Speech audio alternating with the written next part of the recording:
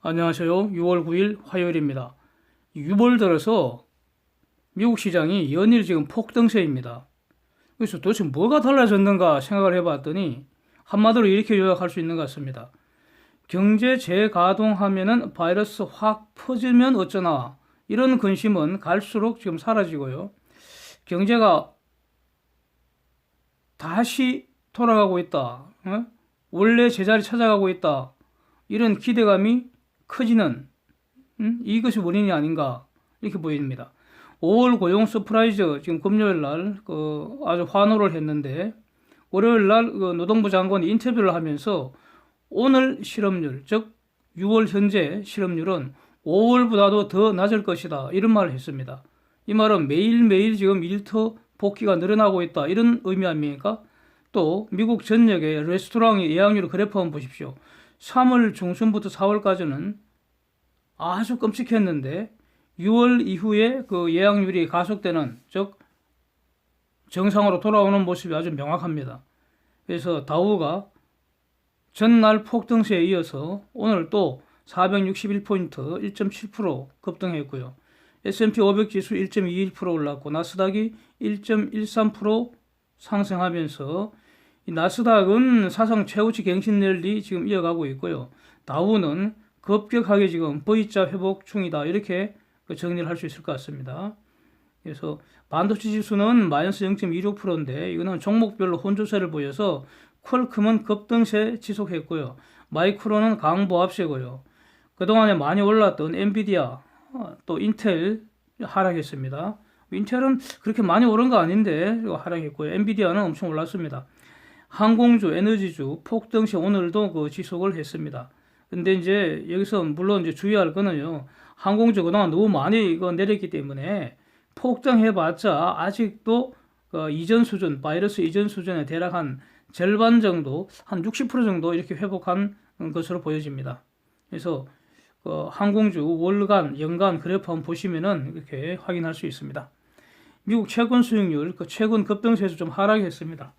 10년물 0.872%이고요. 지금 페드 회의가 오늘 밤, 미국 시간 오늘 밤, 내일 이렇게 열리죠. 한국 시간으로 목요일 새벽에 이제 결과 발표 날 텐데, 정책 한마디로 표현하면은 unlimited asset purchase 이거 아니겠습니까? unlimited asset purchase. 무제한으로 자산을 매입한다는 건데, 이 말은 무제한 달러 공급한다는 것과 정확하게 같은 말입니다. 이것이 이번 바이러스 리세션에서 패드 정책의 골자인데, 이제 이번 FOMC, 6월 FOMC에서도 이러한 정책이 유지될 거다. 이게 지금 시장의 지배적인 예측입니다. 즉, 이 말은 패드 정책은 당분간 변화가 없다. 이렇게 보는 것이죠. 그렇다면은 패드의 정책 리스크는 시장에 대해서 최소한 중립이라고 봐야 되지 않겠습니까? 중립이라는 의미는 나쁜 뉴스도 나오지 않고 좋은 뉴스도 나오지 않고 이런 거죠. 예, 그러니까 현재 정책이 유지된다는 것이 가장 좋은 것이죠. 그렇습니다. 그래서 일단 패드 정책 리스크는 뉴트럴, 중립이다 이렇게 저는 평가를 합니다.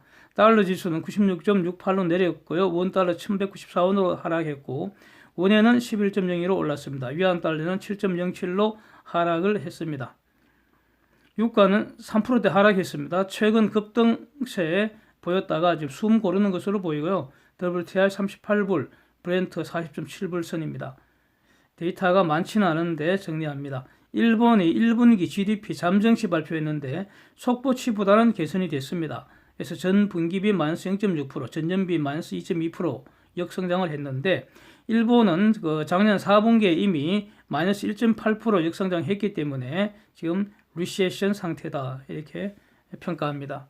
독일 3월 산업생산 전월비 마이너스 17.9%인데 이거 3월 통계입니다. 당시 바이러스 충격파 아주 세게 맞고 있을 그런 상태이기 때문에 지금은 큰 의미가 없는 것 같습니다. 쟁점을요. 그래서 과연 지금 우한 바이러스가 어디쯤 가고 있는가? 다시 한번 체크를 해봤습니다. 글로벌 바이러스가 지금 어디쯤 가고 있는지 그래프 한번 보시죠. 이 그래프 주목되는 것은 남미의 급증세, 아시아의 반전세입니다. 아시아권이 지금 다시 오르고 있습니다. 늘어나고 있습니다. 이게 가장 주목이 되고요. 그 다음에 유럽은 확실하게 잡힌 것 같죠. 미국이 이게 지금 늘지도 않고 줄지도 않습니다. 지금 이 그래프, 실선 그래프가 7일 이동 평균선입니다. 그래서 미국의 경우에 이게 지금 그래프 모양이 늘지도 않고 줄지도 않고 미세하게 지금 밑으로 내려가고 있습니다. 그러니까 총 환자 수는, 이 말은 총 환자 수는 매일매일 증가하고 있다, 이런 의미입니다. 그래서 가령 남미나 그 다음에 인도, 파키스탄 이런 지역은 나날이 증가수가 늘어나는, 그래서 가속 증가, 이렇게 제가 이름을 붙였고요. 가속 증가, 일종의 기하급수로 늘어난다는 그런 의미도 포함되고 있고요. 그 다음에 미국의 경우에는 가속 증가는 아닙니다. 매일 늘어나는 숫자가, 신규 환자가 늘어나지는 않잖아요. 그래서 속도가 일정하다, 등속 증가이지 않느냐, 이렇게 다른데, 그러나 이 등속 증가도 무섭습니다. 계속 늘어나잖아요, 신규 환자 수가. 그 점은 명확합니다. 그래서 가속 증가하고 있는 대표적인 국가가 브라질, 칠레, 멕시코, 인도, 파키스탄 이렇습니다. 그래프 한번 보시죠. 그래서 이거를 다 종합하면은 한마디로 이렇게 말할 수 있을 것 같습니다. 바이러스 끝난 거 아니라는 거죠. 지금도 맹렬하게 퍼지고 있다, 이렇게 평가를 해야 될 것 같습니다. 이게 사실이라면은 두 가지 문제는 여전히 지금 진행 중인 상태다. 그래서 경제 영향이 도대체 어떻게 될 것이냐. 과연 이거 현재 미국 중심의 경제 재가동 효과가 어느 선에서 제약받는 거 아닌지, 이게 이제 주목을 해야 되지 않을까, 이런 문제를 제기를 하겠습니다. 실천적으로는 다우지수도 사상 최고치 랠리 가능할지, 이거 고민을 해야 될 것 같습니다. 나스닥은 이미 사상 최고치 갱신하고 있으니까, 그리고 이거는 향후 성장 주도할 그런 기술주들이 모여 있으니까, 뭐 사상 최고치 랠리 지금 하는 거 이건 이해는 되는데, 다우는 그렇지 않잖아요. 그래서 다우도 사상 최고치 랠리 가능할지 이거 고민을 해야 되지 않을까. 왜냐하면은 바이러스 끝난 게 아니니까. 네? 미국 중심으로 먼저 경제가 재가동돼서 정상화되면은 다른 지역도 함께 정상화돼서 함께 나아가는 것이지. 지구촌 한편에서는 지금 바이러스 지옥 행진이 계속되고 있는데, 다른 쪽에서 경제 회복이 정상적으로 회복돼서 그 이상으로 계속 성장할 수가 있겠습니까? 이걸 이제 고민을 해봐야 되지 않을까, 이렇게 문제 제기를 하겠습니다. 매일 늘어나는 그런 글로벌 신규 환자 수를 보면요, 5월 초순에는 대략 한 6만에서 8만 명이었습니다. 이게 5월 중순에는 9만 명에서 10만 명으로 늘어갔고요. 하순에는 확실히 10만 명 넘겼고요. 10만 명, 11만 명 이렇게 있다가 6월 들어서는요, 하루에 12만 명에서 14만 명씩 이렇게 매일 늘어나고 있습니다. 글로벌 신규 환자 숫자입니다. 다만 사망자 숫자는 그렇게 많이 늘어나는 건 아닙니다. 그런데 12만 명에서 지금 6월 들어서 지금 글로벌 총 신규 환자 수 늘어나는 게 매일 12만에서 14만 명 사이인데, 이 중에서 미국 숫자가 대략 2만 명 내외니까 이거 제외하고 나면은 미국 이외 지역에서는 얼마나 많은 숫자가 계속 늘어나고 있습니까? 특히 남미하고 인도, 파키스탄 이런 국가들 대략 매일 한 10만 명씩 새로 환자가 생긴다는 의미 아니겠습니까? 그래서 이게 지금 이 지역이 대표적으로 가속적으로 증가하고 있는 이런 곳인데, 이들 나라 특징이 기본적으로 후진국 아닙니까? 그 다음에 일반적으로 그 지역 사람들의 평균적인 수준이 낮다고 저는 보여집니다. 그렇게 평가를 하고요. 의료 시스템도 매우 좀 낙후되어 있고요. 그래서 이거 지금 제대로 대응할 능력이 있을지 매우 의문이 됩니다. 이런 점에서. 이런 문제 한번 그 문제 제기를 한번 하고요. 앞으로 주목해 보겠다는 그런 의미입니다. 두 번째는 이제 여전히 방역입니다. 항상 경제와 방역, 쌍두마차니까요. 그래서 이 방역의 문제도 바이러스가 지금 여전히 끝난 게 아니고 맹렬하게 퍼지고 있다면은 그러면 방역과 관련해서도 본질적으로 변한 거는 하나도 없다 이렇게 정리를 해야 할 것 같습니다. 지금 치료제 없고요. 백신 없습니다. 그래서 걸리면 대증 치료밖에는 없습니다. 그러니까 초기에 그 1월 말 2월 초 이렇게 집중적으로 이 문제를 고민했을 때 정리한 것과 동일하다는 겁니다. 본질적으로 달라진 게 없다는 거죠. 그래서 대증 치료 외에는 달리 방법이 없기 때문에 결국 믿을 것은 자기의 평소 건강밖에 없습니다. 그러니까 방역 수칙을 알아서 각자가 잘 실천하면서 이 몸이 이겨야 된다니까 이 면역력 키우고 그래서 건강 상태 잘 유지하는 거 이 외에는 다른 방법이 없는 것 같습니다.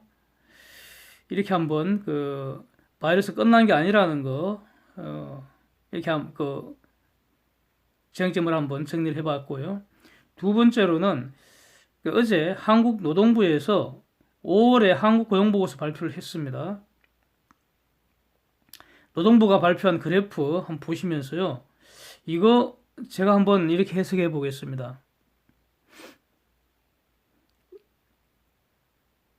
일자리 창출하는 거 정말 뭐 중요성은 말할 필요가 없고요. 제대로 된 일자리라는 거 결국 고용보험 가입자 수로 이제 추정을 할 수가 있습니다. 그런데 이 고용보험도 정규직도 가입할 수 있지만 임시직도 가입할 수 있잖아요. 그런데 제대로 된 지속 가능한 일자리는 정규직이라는 거 아닙니까? 그래서 일단 이 숫자 자체에는 정규직과 임시직이 섞여 있다는 걸 이미 미리 말씀을 드리고요. 2019년 5월에 1366만 개였는데 금년 5월에 1382만 개였습니다. 이 말은 1년간 15만 개가량 숫자상으로 증가했다는 의미입니다. 이 15만 개 증가도 매우 적은 것이죠. 한심한 정도입니다, 이거. 이 정도 되면은 노동부 장관 잘라버려야죠, 이거. 1년 동안 너 뭐 했냐, 무슨 새끼야. 이렇게 돼야 되는 거 아닙니까? 응? 세금으로 똥만 편안하게 쌓지 한 게 뭐 있냐, 이렇게 되는 거 아닙니까? 문제는 이 15만 개 숫자 늘어났는데 이것도 실망스러운데 2030을 위한 정규직 일자리 줄어든 것으로 짐작이 된다는 겁니다. 파란색 막대 그래프 한번 보십시오. 전년 동월비 증감수를 보여주는데 정상적인 경제라면은 이게 늘어나야 하는 게 맞잖아요. 그런데 금년도로서 지금 현저히 쪼그라들고 있습니다. 보십시오. 뻔합니다.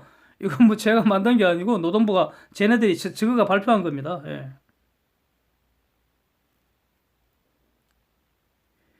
작년 5월에 53만 개 늘었다는데 금년에는 지금 15만 개로 쪼그라들어 있습니다. 이거 바이러스 핑계 대면 안 된다고 봅니다. 바이러스가 원인이라면 말이죠. 5월에는 크게 회복되는 모습을 보여야 하는 거죠. 한국은 미국과 달라서 고용시장이 경직되어 있습니다. 해고의 자유가 없습니다. 그래서 바이러스의 핑계로 해고할 수 없습니다. 마음대로 해고 못합니다, 이거. 그래서 그 밑에 다른 그래프 뭐 숫자 여러 개 나와 있는데 이거 한마디로 정리하면 이런 뜻입니다. 제조업 계속 감소하고 있고요. 이거 추세적으로 감소합니다. 추세적으로 감소하고 있습니다. 왜 자꾸 제조업 말씀드리냐 하면은 한국에서 지금 제대로 된 일자리, 제조업이 창출하는 것이죠. 제조업 일자리가 창출돼야지 거기에서 파생해서 각종 서비스 일자리도 생긴다는 겁니다. 근데 제조업이 지금 추세적으로 계속 크게 박살이 나고 있고요. 대신에 그냥 두면 안 되니까 뭐 보건복지, 뭐 공공행정 이런 데만 지금 왕창 늘었는데 그게 주로 50, 60 여성이다. 한마디로 할매들이라는 겁니다. 할매들. 뭐 50 넘어도 뭐 할매 많잖아요. 한심하지 않습니까? 즉 제대로 된 일자리는 지금 박살이 나고 있는데 대신에 할매들 임시직 만들어 갖고 용돈벌이 했다. 이렇게 추정이 된다는 거죠. 그 다음에 이 임시직이기 때문에 나중에 실업급여 받는 사람들도 주로 5060 할매들이 많겠더라. 이런 겁니다. 그 다음으로 많은 게 청년층도 정규직보다는 임시직이 많아서 임시직이라는 거는 그러니까 실업급여 요건만 충족하면은 뭐 그만두고 가서 또 실업급여 받는 거 반복되는 거죠. 그래서 한마디로 이 노동부 무슨 새끼들 말이죠. 고용정책을 저렇게 쓰레기처럼 해놓고 말이죠. 세금으로 1년간 편안하게 똥을 싸질렀다는 이런 의미가 돼서 아주 화가 몹시 납니다. 예. 저 점수 매기면은 100점 만점에 10점도 아깝지 않습니까? 저는 그렇습니다. 예. 구직급여 지급 추세 한번 보시면요. 2년 전에 6천억 정도 대략 이렇게 작년에 7,600억 정도였는데 금년에 1조 200억이 넘었습니다. 1조 200억 약간 안 되나요? 예, 그러네요. 이 금년부터 급증하기 시작했다는 건데 금년에 이렇게 급증한 이유가 얘네들이 뭐라고 설명하느냐 하면은 급여 기간도 늘었고 급여액도 인상된 그런 효과도 있다. 이렇게 설명을 하고 있습니다. 이거 아주 무서운 말이죠.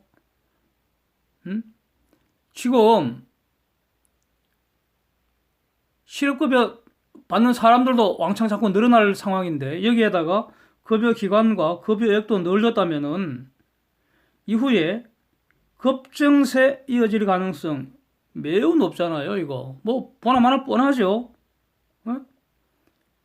여기에서 문제는 말이죠. 여기서 이제 제기되는 문제가 저 보험금 낼 사람들이 제대로 된 일자리 숫자가 줄어드니까 보험금 낼 사람 줄어든다는 거 아닙니까? 전부 그 말은 더 적은 사람들이 더 많은 돈을 부담하게 된다는 의미 아닙니까? 근데 이거는 지속 불가능하잖아요. 지속 불가능하면 어떻게 됩니까? 여기에도 세금 갖다 퍼부어야 된다는 거죠. 뭡니까 이거? 실업급여라는 거 이것도 결국 세금 빨아먹는 거 빨대 되어버리잖아. 하여튼 짜증나네요. 왜냐하면은 저 모든 세금들 우리가 내야 되거든. 그래서 한국 경제는 신나는 일이 없는 것 같습니다. 아무리 찾아봐도 별로 없는 것 같습니다. 이상입니다. 오늘도 함께 해주셔서 감사드립니다.